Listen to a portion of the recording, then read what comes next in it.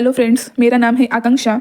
तो अभी बज रहे थे सुबह के 8:30 AM। तो आज मैं फ्रेश होने के बाद सीधा बैठ गई रिवीजन के लिए। तो आज मैं CDP की रिवीजन करूंगी। आप सभी को पता ही है, चाहे कोई भी एग्जाम हो, उसमें रिवीजन एक मोस्ट इंपॉर्टेंट पार्ट है, जिससे कि हम अपनी जो कॉन्सेप्ट है और अच्छे से क्लियर कर सकते हैं। तो रिवीजन हमें हमेशा और हमारे जो टॉपिक है वो याद रखने के लिए करनी ही चाहिए। तो आज मेरा रिवीजन का जो टॉपिक था वो था CCE, मतलब चाइल्ड सेंटर्ड एजुकेशन। इसे हम प्रोग्रेसिव एजुकेशन भी कहते हैं। चाइल्ड सेंटर्ड एजुकेशन में हमें हमेशा बच्चे के हित में ही क्वेश्चन के आंसर देने चाहिए।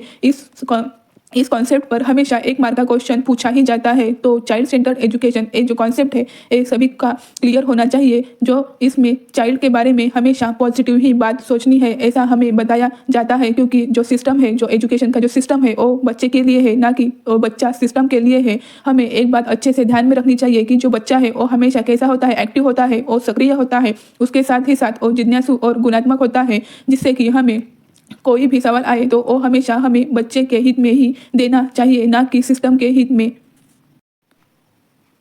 तो इस टॉपिक की जो नोट्स है वो मैंने ऑलरेडी प्रिपेयर करके रखी थी। तो आज मैं कर रही थी रिवीजन। तो हिमांशी मैम के जो यूट्यूब पर वीडियोज आते हैं उससे ही मैंने ये नोट्स प्रिपेयर की है और इसकी रिवीजन मैं आज कर रही हूँ। चाइल्ड सेंटर्ड एजुकेशन के बाद अभी मैं रिवाइज करूँगी इंडिविजुअल डिफरेंसेस, मतलब व्यक्तिगत अंतर या विभिन्नता में एकता।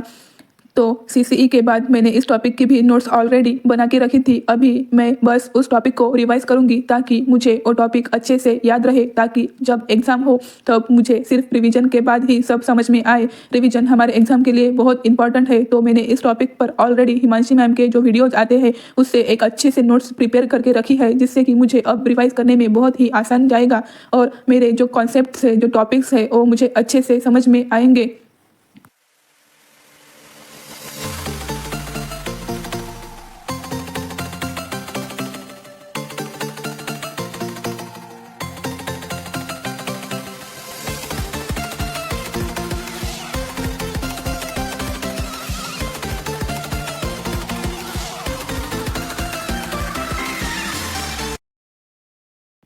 तो अब रिवीजन के बाद मैंने कॉलेज की तैयारी कर ली है। अब मैं एक सेशन अटेंड करूंगी, जिसमें कि मैं आज theory of multiple intelligence A topic cover करूंगी और उसके नोट्स प्रिपेयर करूंगी।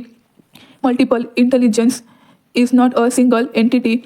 मल्टीपल इंटेलिजेंस मतलब इसमें जो 8 टाइप्स के इंटेलिजेंस है वो इस सेशन में बताए गए हैं। तो इसमें सबसे फर्स्ट इंटेलिजेंस जो आता है वो है भाषाई बुद्धि, मीन्स लैंग्विस्टिक इंटेलिजेंस। तो CBSE के अकॉर्डिंग या फिर NCERT के अकॉर्डिंग सिर्फ 8 टाइप के ही इंटेलिजेंस पाए जाते हैं। बाकी के इंटेलिजेंस जो भी बताते हैं वो NCERT के अकॉर्डिंग नहीं आते।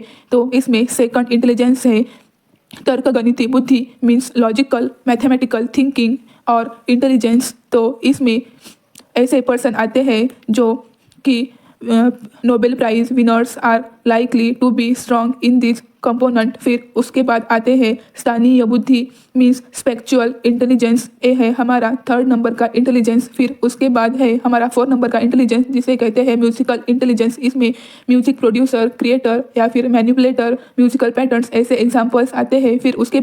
फिर हमारा जो टॉपिक था वो यहाँ पर, जो हमारा जो सेशन था वो यहाँ पर कंप्लीट हो चुका था और इसकी जो नोट्स है वो मैंने अच्छे से प्रिपेयर कर ली थी।